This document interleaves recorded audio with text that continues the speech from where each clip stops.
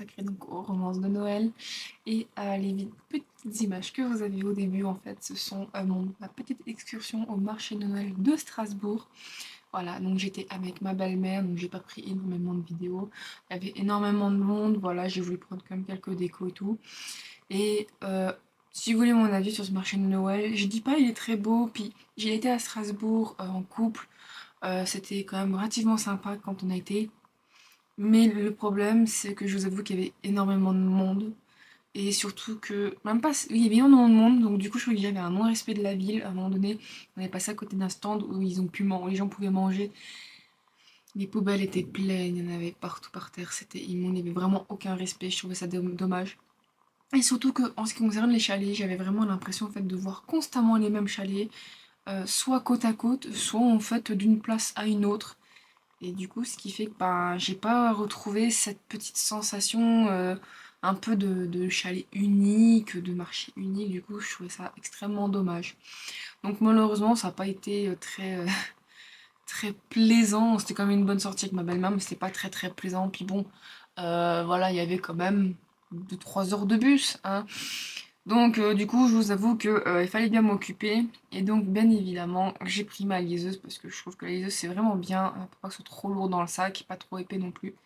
Et donc j'ai lu ce livre-là, voilà, donc c'est en noir et blanc. Donc c'est Noël pull moche et ours mal léché. Donc c'est le tome 1 de la série Lake Placid de Noémie Dargaud. Donc c'est en auto-édition.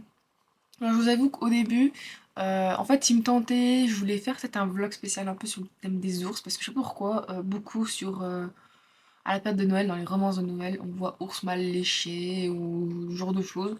J'étais en mode, bon, ou je sais plus, c'était aussi du style ours grincheux. Donc je me suis dit, bon, qu'est-ce qu'ils ont avec les ours, en fait, même si c'est vrai que c'est un peu un archétype du grand, un peu baraque et poilu, et généralement pas forcément entre guillemets amical dès le premier abord. Je me suis comme intéressée parce que bah voilà, il y avait un côté un peu paranormal, je veux dire voilà, c'est un peu une romance paranormale mais de Noël.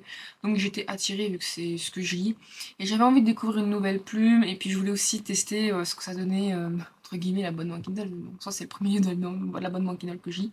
Donc bon. Et du coup, donc on est je ne sais plus du tout comment s'appelle notre protagoniste. Ah, j'ai un trou de mémoire, c'est magnifique. Alors du coup, nous suivons notre protagoniste en fait, qui donc part de New York et on sent que il part comme ça du jour au lendemain. Il y a un petit quelque chose qui fait qu'il part. On se dit pourquoi et pour le moment, on ne le sait pas. Euh, c'est ça, c'est j'ai mis non, c'est Isan, voilà. Donc c'est Isan, donc du coup qui part du jour au lendemain, on comprend pourquoi, mais on sait qu'il fuit. Il fuit quelque chose, on sent dans le début, mais on ne sait pas exactement quoi. Et donc du coup il va voir, c'était sa grand-mère, il va voir sa grand-mère. Sauf qu'en arrivant dans la maison où est censée être sa grand-mère, en gros sa grand-mère elle laisse un mot comme quoi si t'es vraiment venu, bah je te lègue la maison et tout, elle est à toi, faisons ce que tu veux. Du coup ben ça choque un peu notre Isan. Mais ça l'arrange parce que du coup, comme il est parti un peu comme un voleur, il avait pas vraiment de refuge, il s'attendait comme à dormir un petit peu ou au moins un moment le temps qu'il est de sa grand-mère, bref. Mais sur le chemin, il fait donc la découverte d'un garde forestier. Et ce garde forestier, franchement, bah, déjà en fait, le caractère d'Izan fait qu'il est maladroit, du coup, bah, automatiquement dans ses paroles, il est un peu maladroit auprès de ce garde forestier. Et en fait, ce garde forestier, c'est le garde Sawyer. Et il a un compagnon, on va dire son collègue qui est Oua. Oua. Je sais pas comment que ça se prononce, malheureusement. Donc je suis désolée si je prononce mal. Et il a aussi un chien qui l'accompagne. Je sais plus du tout du coup le nom de cette bonne grosse bestiole. Pleine d'amour, je dis ça, mais c'est un chien qui, franchement, j'ai adoré la lecture. Voilà. Moi, je lis tout de suite, mais c'était très bien. Et donc, du coup, voilà, donc il a un chien qui va l'accompagner. Et en fait, au point de vue paranormal, donc du coup, on est un coup du point de vue d'Isan, un coup du point de vue de Sawyer. Et en fait, du point de vue de Sawyer, c'est un garde forestier qui, du coup, a un ours, ou Ua, si je ne me trompe pas, Ua est donc du coup une panthère. Et en fait, ils vivent donc à Lake Placid. Et Lake Placid, en fait, c'est un village de métamorphes, mais beaucoup en fait avec des loups-garous. En fait. Donc il y a tout un clan, ce qui fait que c'est pas sectaire, mais tout le monde se connaît. Quand t'as des étrangers, Ça fait vraiment en mode on n'aime pas les étrangers parce qu'en fait, c'est des humains, il faut pas qu'ils sachent que les métamorphes existent. Donc du coup, il y a un petit peu ce côté on vous veut mais pas vraiment en fait.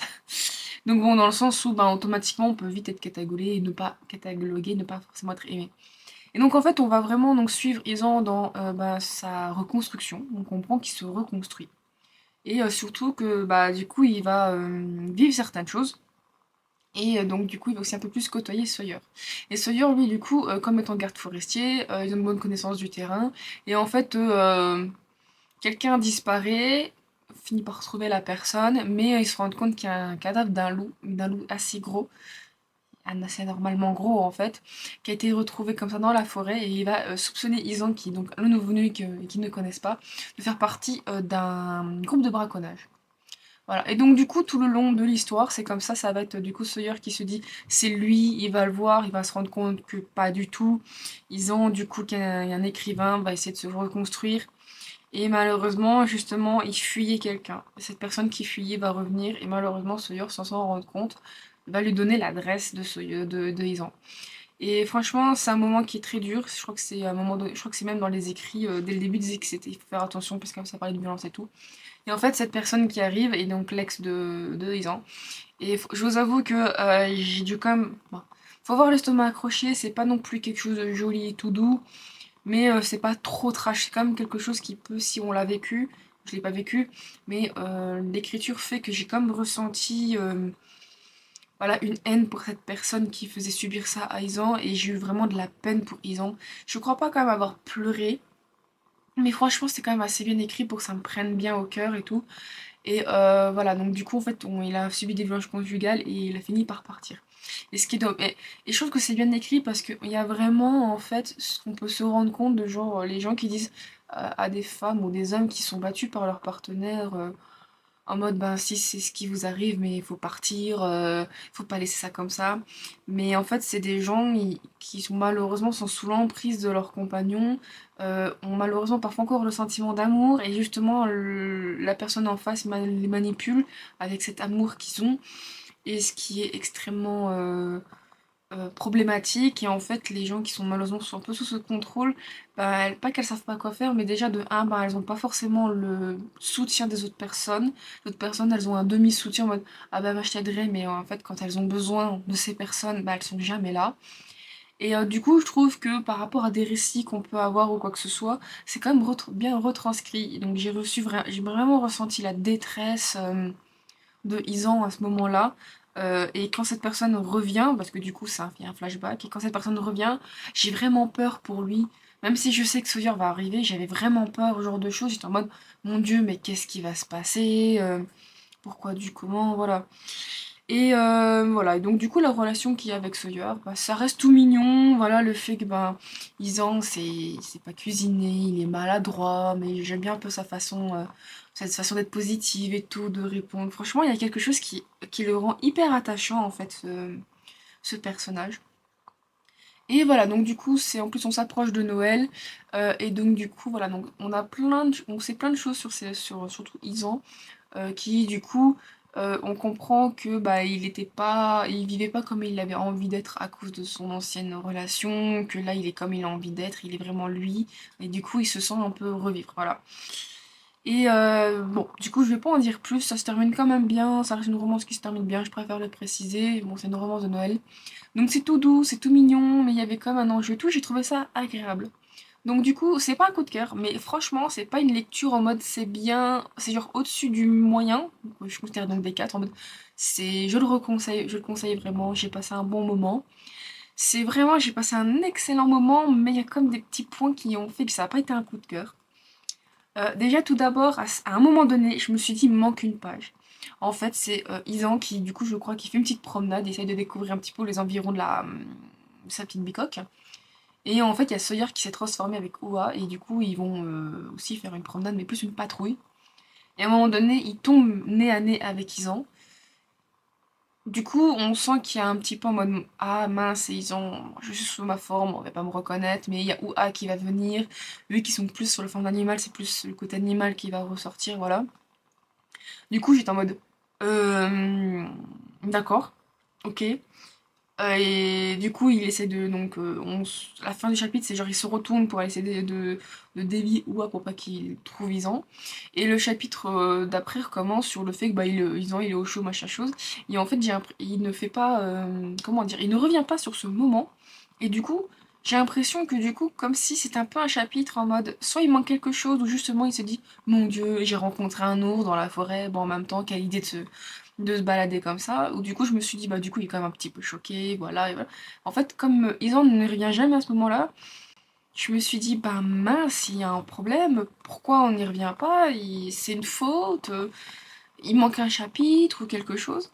Et d'un autre, donc je me suis dit ça m'a gêné parce que du coup je me suis dit pas mince, c'est quand même important, non, il y a quelque chose ou pas. Et Sawyer revient à un moment donné à ce moment-là quand il discute, je ne sais plus, je crois qu'avec Oa, pour lui dire qu'en fait bah, c'était Isan qui était là, et c'est pour ça qu'il l'a délié. Mais on en revient les chapitres là après, du coup ça m'a moi personnellement ça m'a perturbé. Et un autre point qui m'a un peu perturbé, alors deux autres points. Il y en a un où bah en fait on apprend quelque chose d'important sur Isan, et du coup moi ça m'a un peu gêné parce que en fait, il y a le côté hamster, voilà, faut le dire, il y a un côté hamster dans l'univers. Et en fait, le fait que Isan soit l'hamster de Sawyer, bah j'aurais voulu, à la limite, enfin, c'est l'hamster, donc je spoil, mais le problème... Bon, je suis désolée si vous voulez pas spoiler, avancer d'une minute à la limite, mais en fait, Isan, on apprend qu'il a un sang c'est un sang mêlé, voilà. Donc il peut se transformer en fait, mais il l'apprend assez tard. Et le problème, c'est que on nous faisait comprendre que dans les âmes sœurs, genre, un métamorphe ne peut pas être avec humain. Et je me suis dit, ah bah il est humain, il peut se mettre avec des métamorphes. Je me suis dit, bah c'est bien, c'est-à-dire qu'on peut quand même se mélanger, genre l'amour n'est pas contre métamorphe.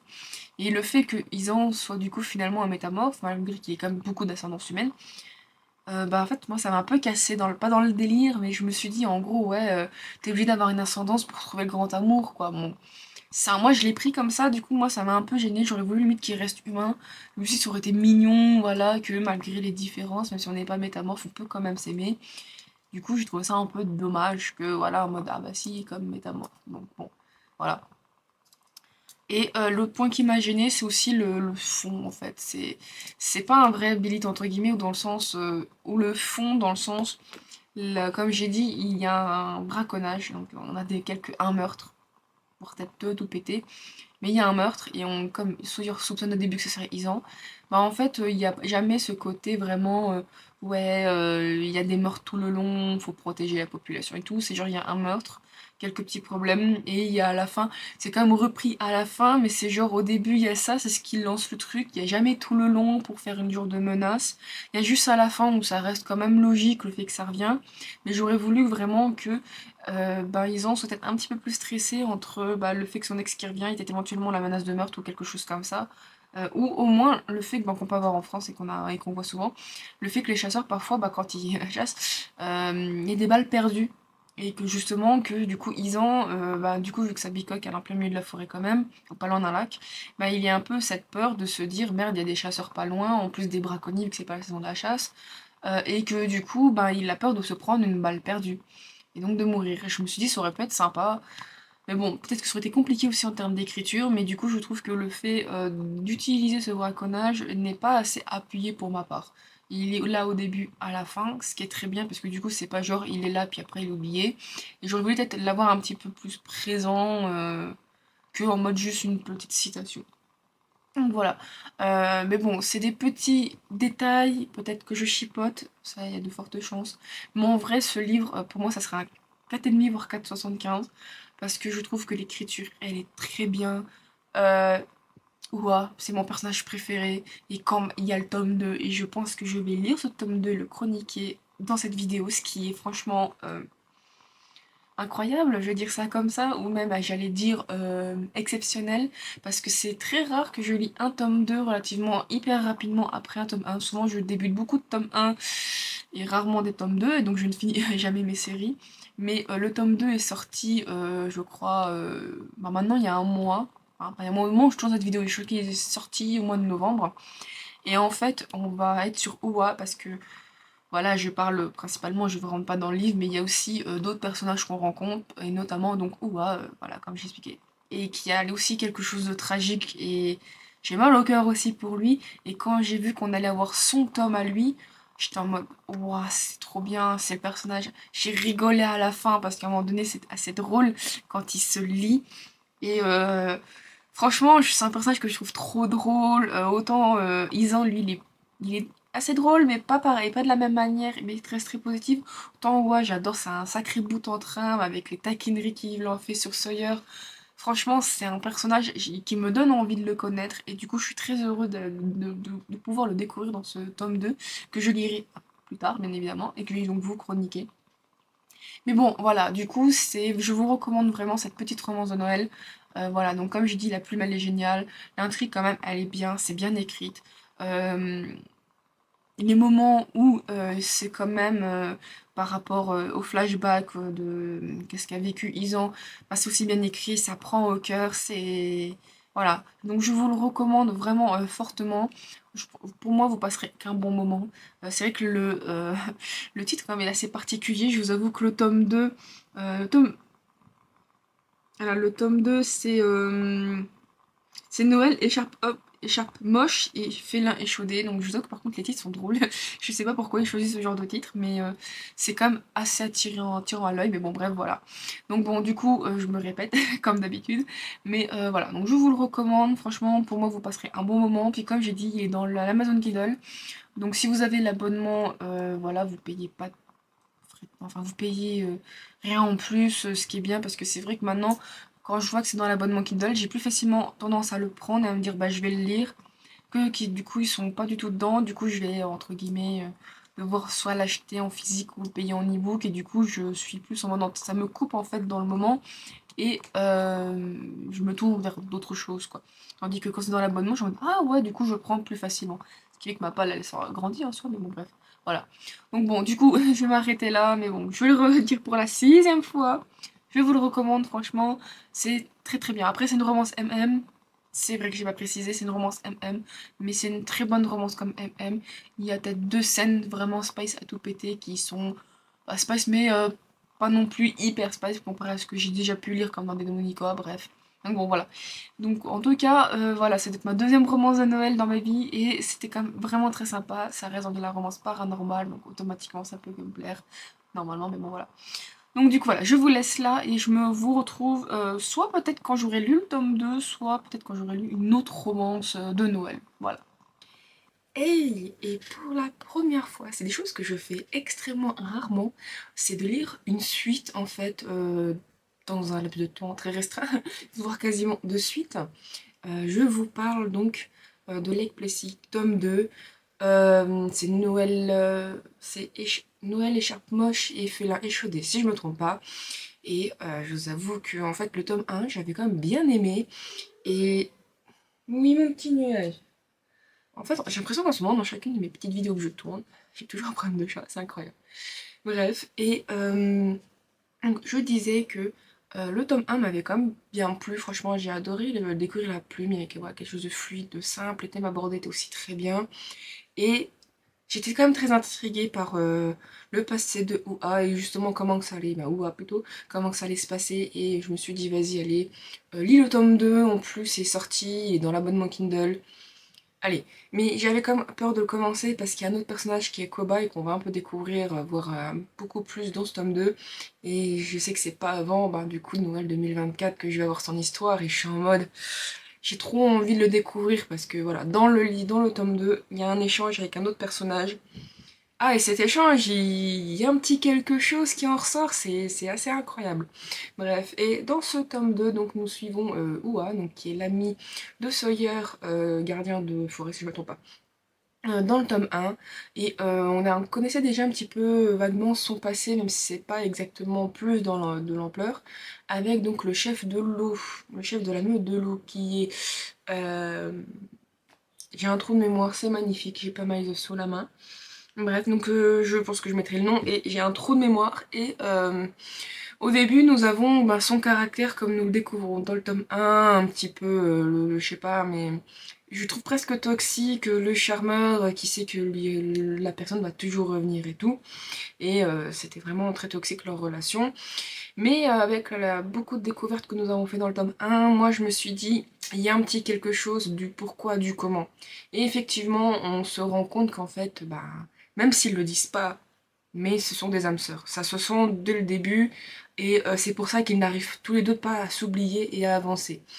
Et les thèmes abordés ici, ben déjà c'est la seconde chance. C'est des choses que je lis très rarement. Je veux pas dire que moi, quelqu'un, dans une relation amoureuse, j'envisage le fait que ben, t'as qu'une seule chance et puis basta.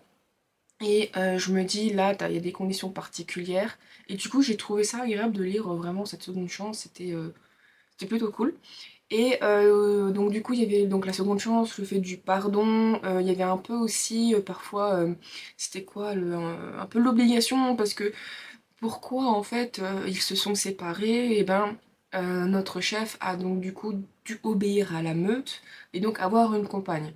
Sauf que ben, en prenant une compagne, ça a brisé aussi bien son propre cœur que le cœur de l'autre, mais aussi bien même le genre de couple de loup, parce que ah, il dit comme quoi qu'il lui faisait crac-crac, mais sans conviction, juste pour que la meute ait un héritier.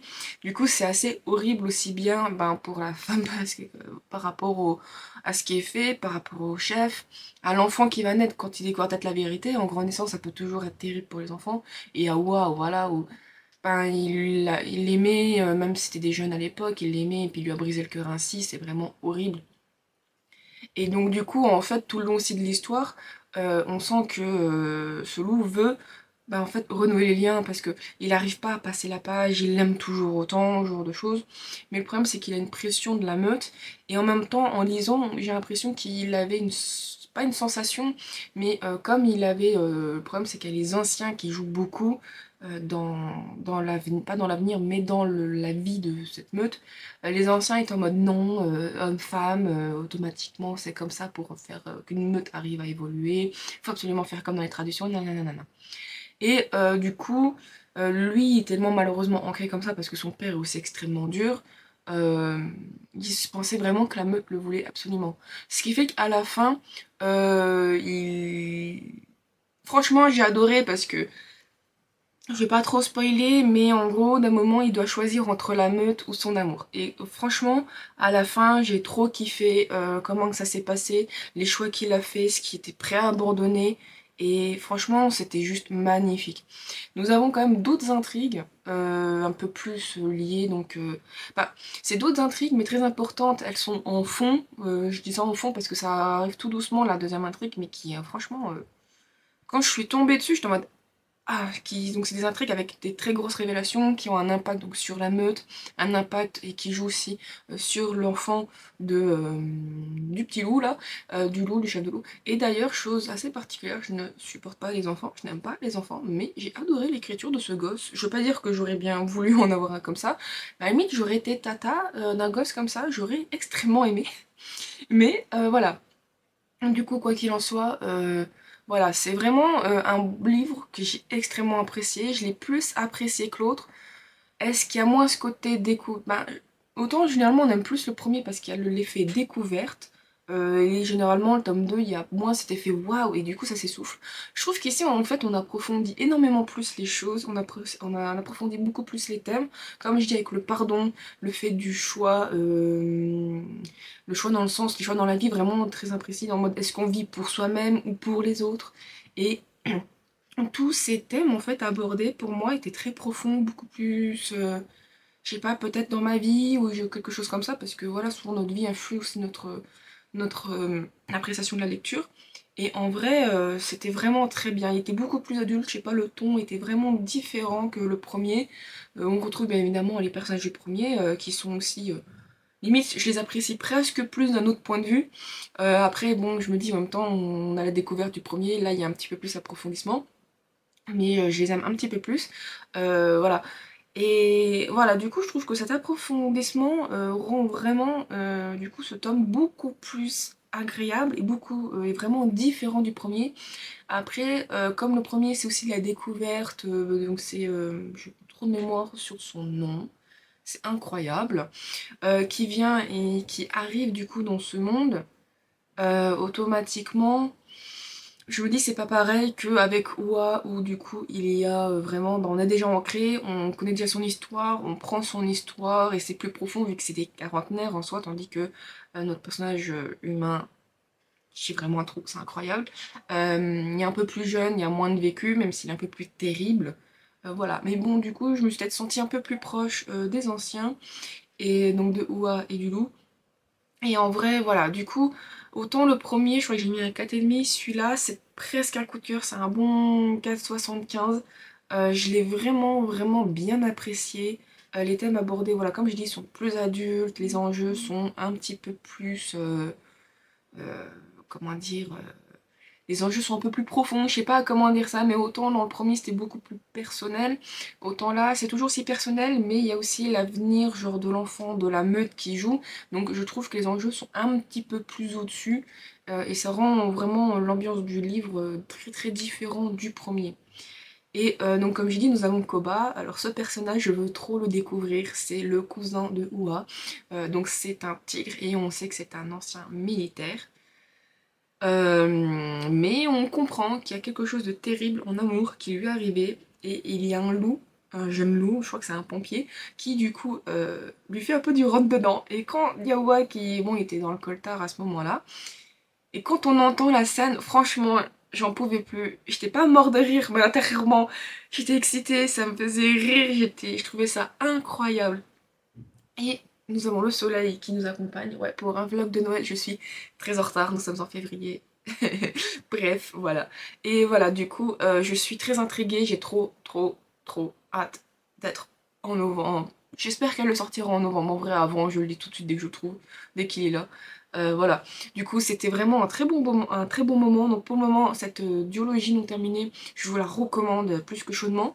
Donc c'est comme la romance MM. Donc si vous n'êtes pas trop fan, voilà, il y a une scène de sexe. Et encore, elle est pas non plus très très très smooth comparé à ce que je peux moi lire. En vrai, elle reste assez agréable. Et je la trouve même suffisante. En vrai, ce qui fait que comme il n'y a pas beaucoup de smooth, elle s'est concentrée sur le reste. Je la trouve plus que suffisante. Donc voilà, un bon K75 et je recommande beaucoup cette romance MM paranormale. Vraiment, et en plus de Noël, c'est vraiment super bien. Et c'est parti pour la dernière lecture donc pour ce vlog spécial romance de Noël. Et c'est avec une romance MF donc de chez Cyplog. Voilà, un geek pour Noël, donc de Amanda Bile. Je vous avoue que ce livre, à chaque fois que Noël approche, c'est comme un autre livre de chez Cyplog. J'ai énormément de mal à le commencer. Et je suis contente de l'avoir lu. C'est pas le meilleur qu'Amanda Bile a fait. Après, bien évidemment, les goûts et les couleurs aussi. Vu que j'ai une préférence pour le paranormal, j'adore les immortels. Voilà. Mais ça se lit vachement bien. En vrai, c'est vraiment une lecture qui a été en fait très rapide. Euh, je pense que voilà, si j'avais eu vraiment le temps sans qu'on vienne me déranger ou quoi que ce soit, je pense d'une bonne grosse après-midi avec peut-être un début de soirée, je l'aurais fini. Et ça a été quand même une lecture très agréable. Donc il y a un peu il y a quand même la plume d'Amanda que j'aime beaucoup, mais avec le côté vibe de romance de Noël qui sont un petit peu pas kitsch pour moi, mais qui sont trop dans un mood un peu niais que moi je n'aime pas du tout. Mais ça va, comme il y a la plume d'Amanda Bell que j'aime beaucoup, ça vient quand même atténuer ce côté.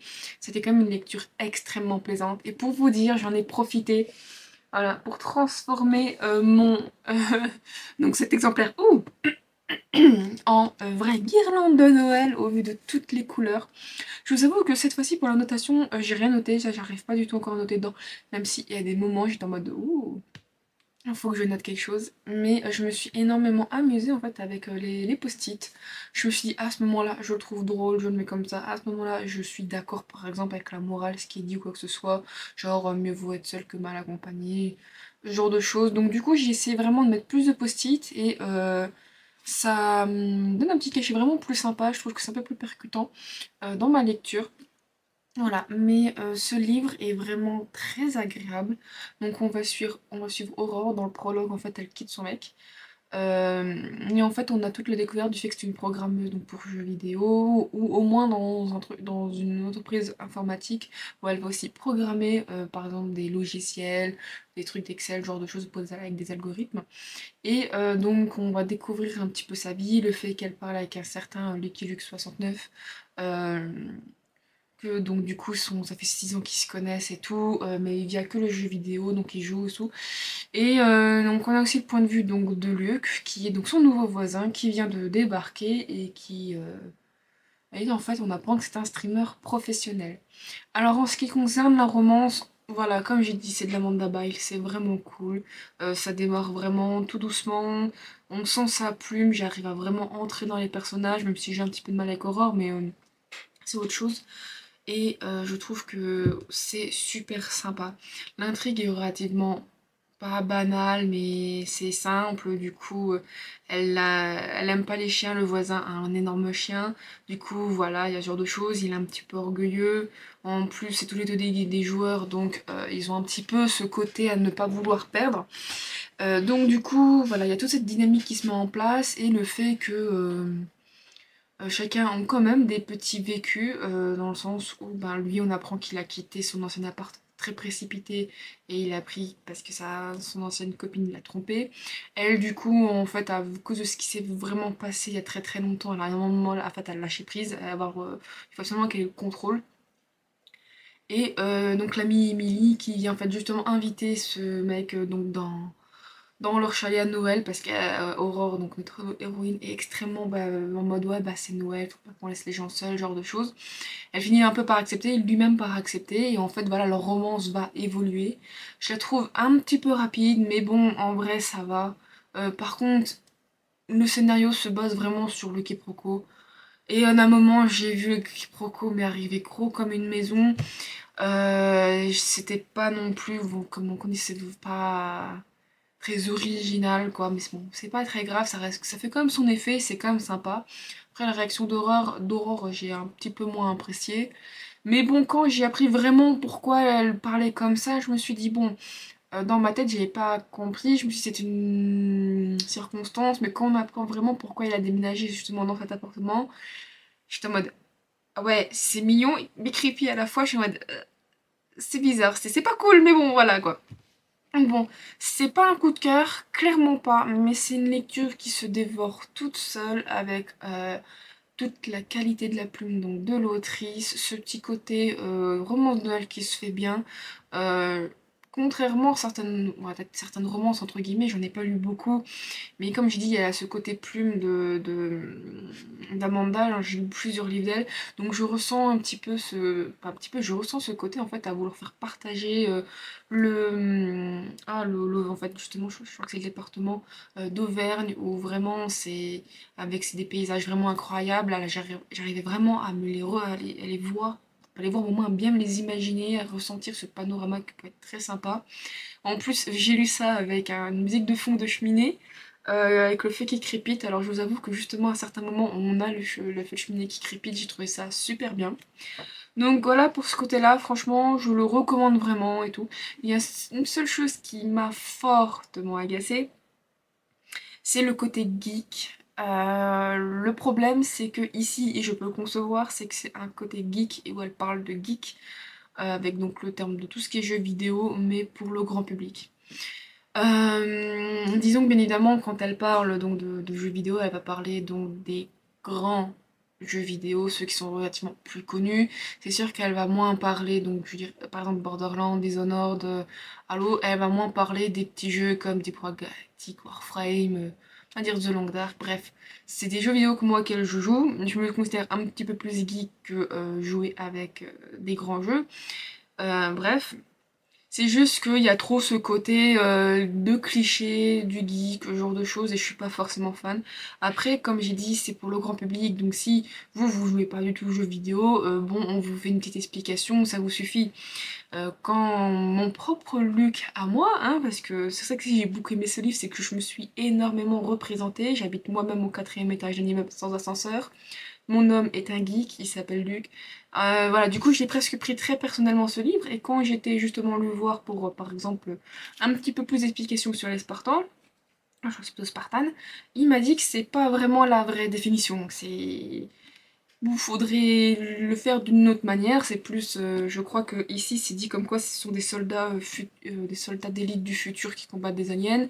Techniquement, pas vraiment, ce sont le Spartan est un projet, donc ils ont pris des enfants qui ont été modifiés génétiquement afin de devenir des soldats pour combattre les... et qui vont combattre les aliens. Ils n'étaient pas à la base prévus pour combattre les aliens de mémoire, si je me souviens bien ce qu'il m'a dit. Donc bon, voilà, ça change quand même la donne hein, entre des soldats futurs de l'élite et des enfants enlevés pour participer à un projet, pour être transformés en des futurs soldats, c'est assez particulier. Bref, surtout qu'en plus il y a eu plein de tests génétiques, et c'est vrai que dans un des jeux Halo Reach, il y a un mec, c'est un Juggernaut quoi. Juggernaut, c'est un peu genre le gros tank. Donc bon, bref, je m'égare. Donc, le côté jeu vidéo, moi personnellement, m'a gêné parce qu'il y a vraiment tout ce cliché et puis bah, parler des jeux, des grands noms que tout le monde connaît, qui pas forcément, voilà. Moi, ça a tendance à me déranger, mais bon. Mais c'est vrai que bah il faut se dire que c'est pas parce que moi je suis un peu plus dans cet univers que tout le monde l'est, que tout le monde le comprend. Donc bon, au moins ça reste quand même quelque chose d'assez cohérent en termes de streaming sur le jeu vidéo. Voilà. Donc comme ça reste cohérent, ça reste quand même très sympa, et je me mets à la place de quelqu'un qui ne joue pas du tout, ça reste quand même cohérent sans être barbant. Voilà. Après, comme j'ai dit, c'est une romance un petit peu de Noël, je trouve qu'on survole un petit peu certains trucs. D'habitude, dans les livres d'Amanda Bay, je trouve qu'on a tendance à approfondir, mais bon, voilà. Quoi qu'il en soit, malheureusement, c'est pas un coup de cœur, alors que j'aurais très bien pu, comme j'ai dit, je me suis ressentie à mort dans cette lecture. Voilà, le fait de geeker, le fait que bah, c'est un luxe, enfin il y a beaucoup de choses que je me suis un petit peu retrouvée. Donc j'ai adoré, mais c'est clairement pas un coup de cœur, c'est je dirais un bon 4,5, voilà. Euh, Tout simplement parce que c'est très très romance contemporain, il y a moins ce côté, je dirais un petit peu vraiment très avec une grosse intrigue sur d'autres sujets. Et j'ai l'impression en fait que c'est ça que j'ai du mal, c'est quand c'est que contemporain ou où il n'y a pas une autre intrigue ou quoi que ce soit, c'est purement basé, j'ai l'impression que j'ai du mal. Mais bon voilà. Bref, quoi qu'il en soit, je vous le recommande plus que chaudement. Donc pour votre future lecture de Noël. Voilà, donc c'était très très très bien. Voilà, j'ai toujours du mal à finir mes vidéos, c'est incroyable. Surtout comme là, quand je vais finir, je pense que ça se voit. Faut que je termine ma lecture, je suis en mode bah voilà, c'était bien. Du coup, comment je finis la transition, je n'y arrive pas du tout. Bref, voilà, donc c'est tout pour cette vidéo qui j'ai tourné au fur et à mesure que j'ai lu. Et je sais très bien que pour des romances de Noël, je publie ça en février. Je suis plus qu'en retard, voilà, je suis vraiment navrée. J'ai lu d'autres livres, le temps a passé extrêmement vite, le temps passe vite et je me sens extrêmement dépassée, mais bon. J'espère quand même que cette vidéo vous aura plu. N'hésitez pas à me laisser un petit commentaire, j'allais dire comme d'habitude, hein, tout le tatouin. Donc un petit commentaire ou limite un petit emoji flocon de neige, le pouce bleu, l'abonnement à la chaîne ou aussi à la cloche pour ne rien louper. Me suivre sur Instagram où bien évidemment je suis un peu plus présente quand même et je partage d'autres choses, bref. En tout cas merci d'avoir regardé cette vidéo et je vous dis à la prochaine. Bye bye.